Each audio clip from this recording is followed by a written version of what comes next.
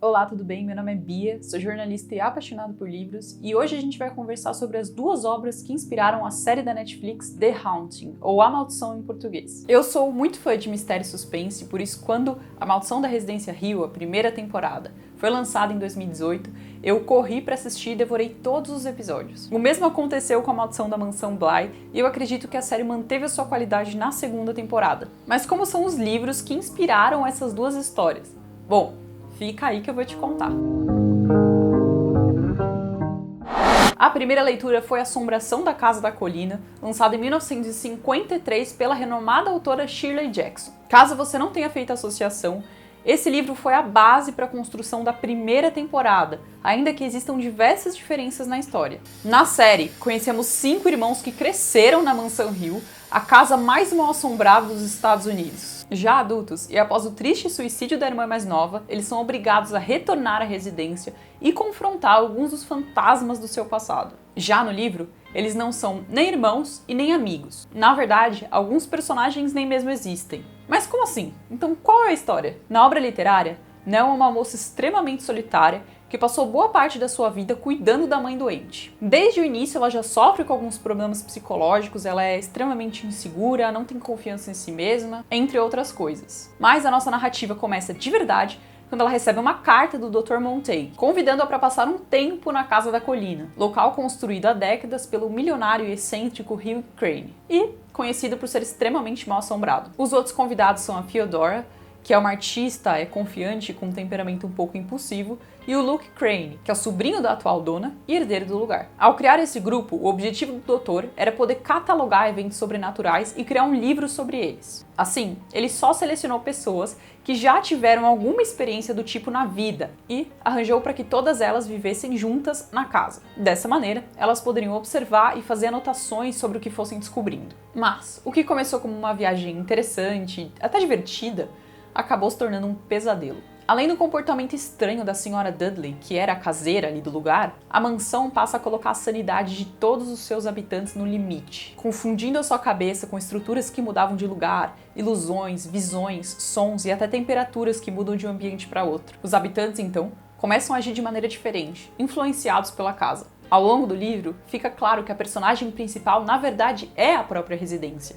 É um organismo vivo, cujo objetivo é maligno e destrutivo. Como a lenda dizia, qualquer coisa que ali andasse, andava sozinha. Essa construção me lembrou bastante o Hotel Overlook do livro O Iluminado, o que não é pra menos, já que o King é fã assumido da Shirley Jackson, e inclusive já afirmou que ela o inspirou. Então, caso queira ir na fonte, é só ler Assombração da Casa da Colina. Eu realmente gostei da obra, mas existem alguns poréns. Com exceção da casa, os personagens humanos, então Nell, a Phil ou o Luke, eles não são tão bem construídos quanto na adaptação. Eu senti até que alguns diálogos parecem meio forçados porque não tem o desenvolvimento nem profundidade. Parte das narrativas secundárias também não aparecem no livro, como por exemplo a história do Sr. e da Sra. Dudley, que é uma criação do roteirista da série. Mas enfim, talvez essa tenha sido uma escolha da autora, focar em explorar mais as características da casa ao invés dos personagens humanos. Afinal, a atmosfera criada dentro da residência é mesmo bastante assustadora. O que se perde um pouco na adaptação, que está mais focada em contar o que aconteceu com cada personagem. O ritmo da leitura é bom, não se arrasta em nenhum momento, e eu posso sim dizer que o final é surpreendente. Lembrando que, como são narrativas distintas e com fins diferentes, o fato de você já ter assistido a série não estraga a sua experiência. Em resumo,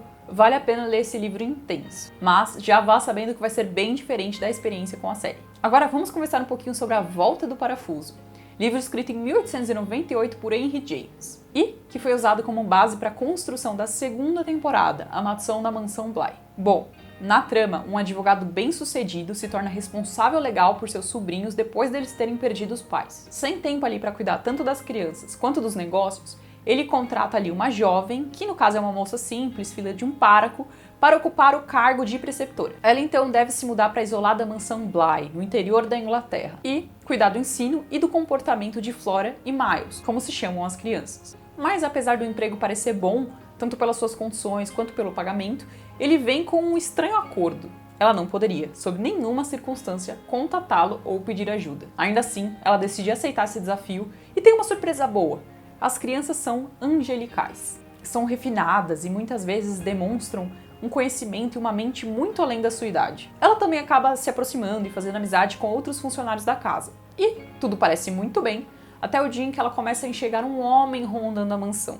A essa assustadora visão é somada também uma moça de aparência horrenda, que ela diversas vezes vê. Será que essas visões são coisa da cabeça dela? Ou será que elas realmente estão lá? Essa questão psicológica é extremamente bem trabalhada e importante para a obra, o que eu acho que se perde muito na adaptação. Na verdade, acredito que talvez seja uma premissa apenas do livro mesmo, sendo deixada de lado na hora de construir o roteiro da série. Afinal, será que a preceptora se deixa ser levada pelo medo e passa a enxergar tudo por essa perspectiva?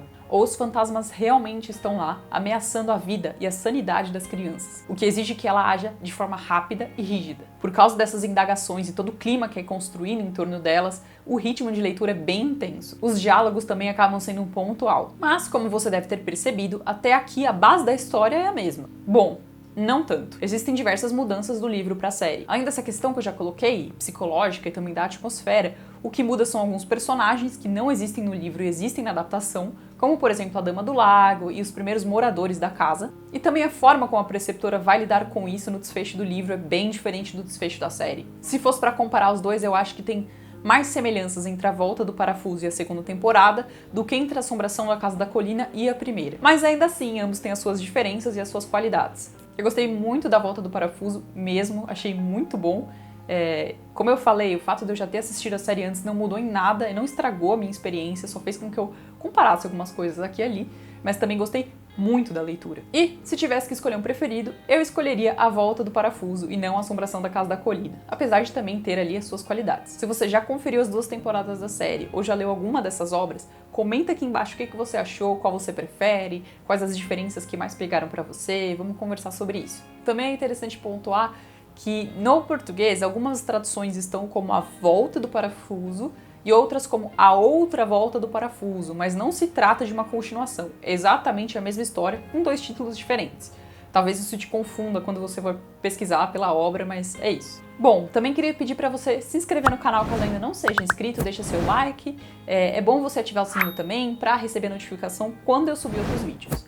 Ah, não deixa de me seguir no Instagram, @penúltimo capítulo. É isso, até a próxima!